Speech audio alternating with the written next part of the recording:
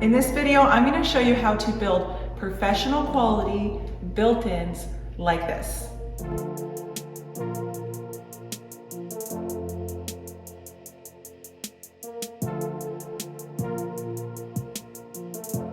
So we're getting to the end of this cabin house build and everything is turning out amazing. There is a pantry in this kitchen, which I'm super excited about. I'm a firm believer that all of your food should go in a pantry because it's easy to rotate things in and out. You're not like getting into drawers and digging for a can. It's all in plain sight.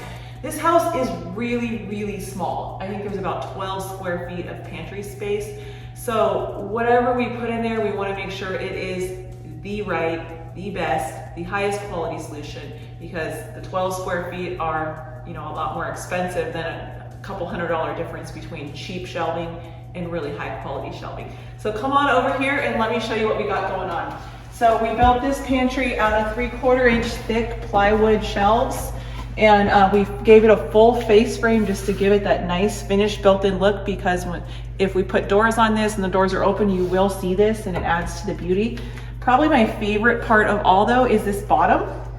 If you'll notice, we built this pantry in so you clean right up to the pantry. You don't have to get underneath the bottom shelf and clean. And the way that this pantry is designed, you really can't put anything on the floor. And then one other thing is we actually went around the corner.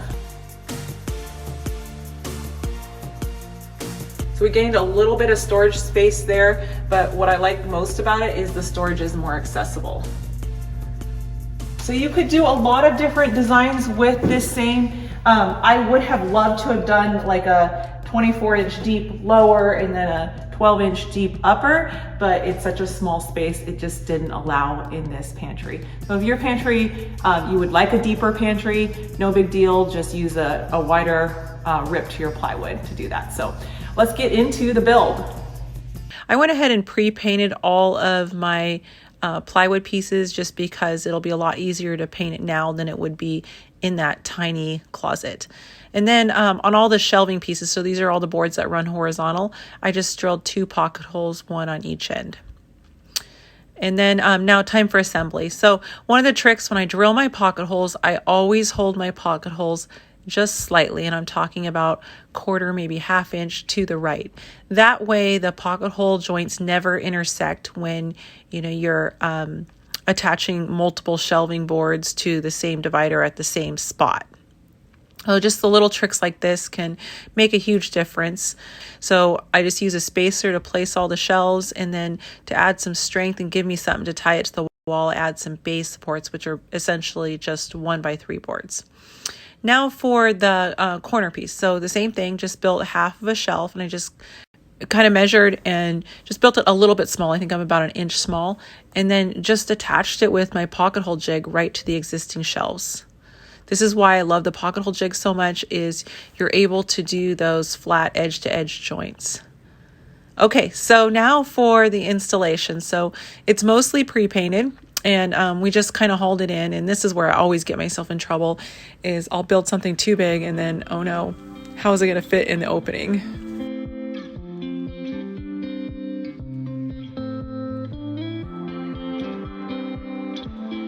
So my girls are giving me a hand today.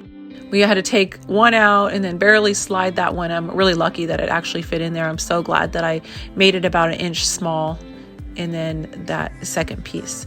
So what I'm going to do now is basically just fill in between the 2 pieces. So I made the 2 towers and then tied it with the 3rd set of shelves in the middle. This is all real easy to do to this point. I'm just using pocket hole screws and attaching it to the 2 sides. This is where that offsetting the pocket holes by the slightly to the right, this is where it all comes in handy, because the pocket holes are never intersecting. Okay, so there was an outlet, a power outlet, and all I did was just kind of cut the back of the shelf around and then sit in there. That way you can access the outlet from the top and the bottom, and there's nothing funny around the outlet. It's not bumped out or anything. All right, so finally this bottom shelf, how to attach it with pocket holes on the underside, right? So my solution was just to take these cleats that I cut, and these are just 1x3s, And you could use a 1x2 or whatever. It doesn't have to sit on the floor essentially. And just screw those to the sides and then place the shelf on top. And I didn't have to attach it with pocket holes on the bottom. It all gets tied in with a 1x3. This is kind of the base trim that will make it easy to clean. And sometimes I'll call it a footer, but it's also is part of the structure. And I just repeated the same for the top with the 1x2, and then going vertically with the mid styles, I did 1x2s as well. I also tied them in with trim screws just to keep the 1x2s from splitting. See, remember I held it in an inch just so I could fit it in there? Well, I just put a 1x2 over that gap and it finished out that gap, and it's all looking really good and ready for some sanding and paint.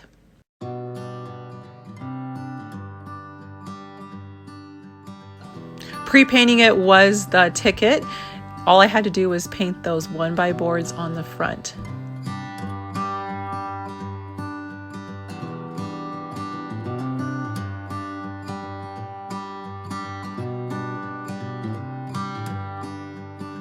This pantry is going to hold a ton of stuff, and I know the new homeowners are going to be very, very happy with it. We're so glad that we did the corner section. I know we didn't gain a lot with it, but we gained a little bit, and it's very accessible. We're really excited to get the template out for this type of built-in shelving so that you guys can build this. Listen guys, you got one chance to build the right piece of furniture in your space. You might as well do it right the very first time, instead of putting a temporary fix in, ripping that out, and doing the right thing later on. Just start with the right thing. We're really proud of how this turned out, and we really appreciate you guys watching, and we look forward to a brand new video next Monday. Thanks, have a good week.